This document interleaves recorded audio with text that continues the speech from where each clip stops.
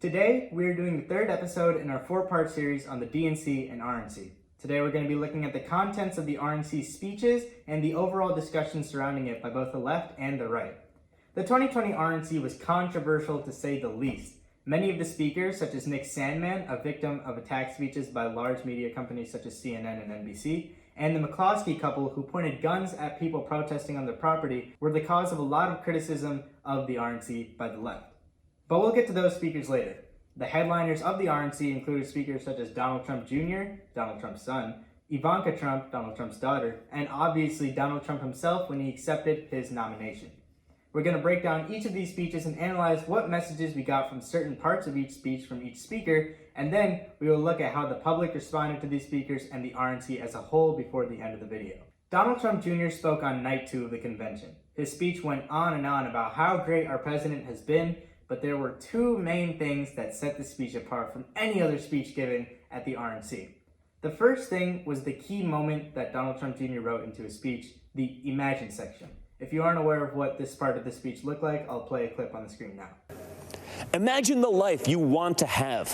One with a great job, a beautiful home, a perfect family. You can have it.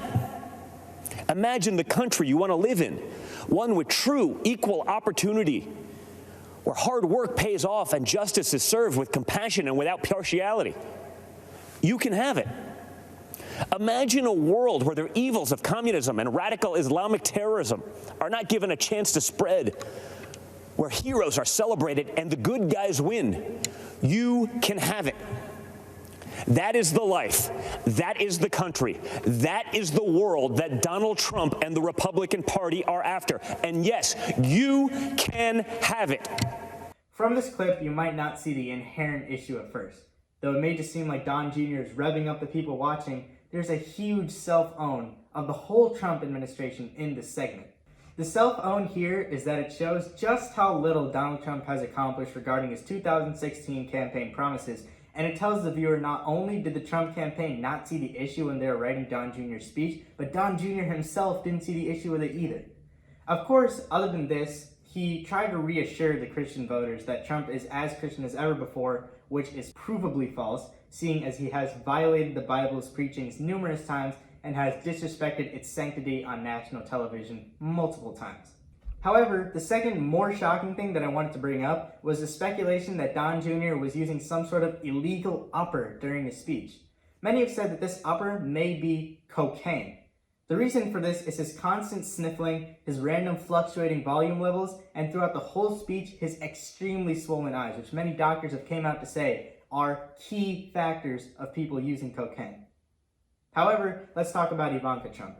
She gave her speech on the third night of the convention in front of a crowd of people with no mask in sight. Ivanka had the nerve to prop up Trump's failed COVID-19 response, and she tried to send the message that what the Trump administration did in response to the virus was worthy of applause from the American people.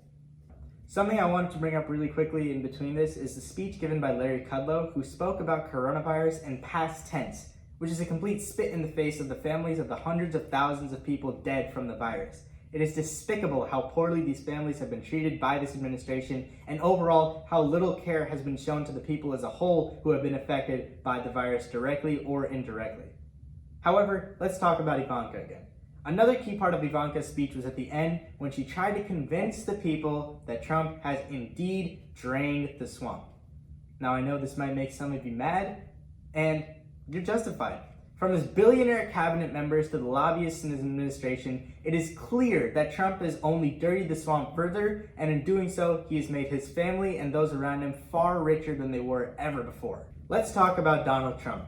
His speech was the main event of the whole RNC.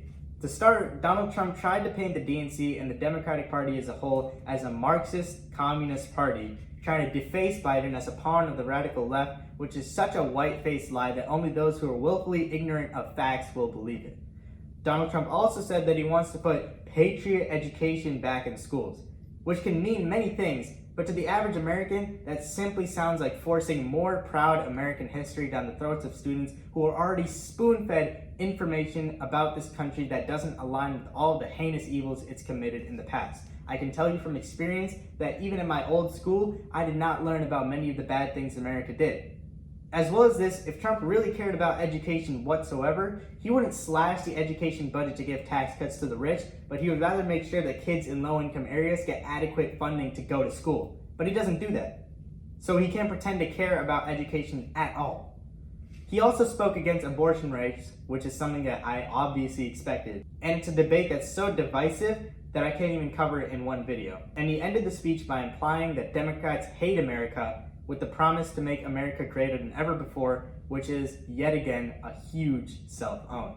Nick Sandmann and the McCloskeys both had segments on air. Nick Sandmann's story was simply a recounting of the battle he had with leftist media, and he gave an endorsement to Trump. However, the McCloskeys was downright false and even scary. They tried to tell the viewer that the Democrats want to ruin their lives. The key point that they made was the Dems, like Joe Biden, want to get rid of the suburbs. The suburbs! They also tried to convince the audience that Democrats are inciting criminals and convicted felons to go and ruin neighborhoods and ruin the middle class. They misrepresented what defunding the police means, and overall the speech was a complete abomination. The scariest part about this, though, is that the RNC thought that the McCloskeys represent the average Republican family. And if the average Republican family blames Democrats as every single problem with this country, then we have a huge problem on our country that we could never even fathom fixing in this generation. The public gave mixed responses to the RNC. While many Trumpians praised the RNC, the rest of the country is fast to point out just how many lies and misguided statements were made at the RNC and how it's despicable that a president should run on such false material. As well as this, the people noted how many unpresidential things Trump did.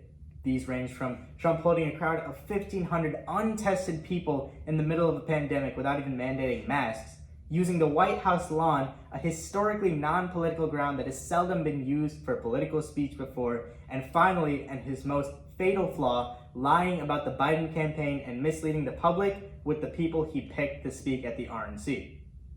Overall, the RNC at best was a well-crafted propaganda machine that sadly seemed to work on many people. And now, I want everybody watching this video to know that regardless of what we see, again, on polls, regardless of what we see on TV, at the end of the day, the only thing that matters is that you get out to vote. And I am hoping, since I'm not old enough, I'm hoping that everybody watching this gets out and has their say in our democracy. Thank you, and have a good night.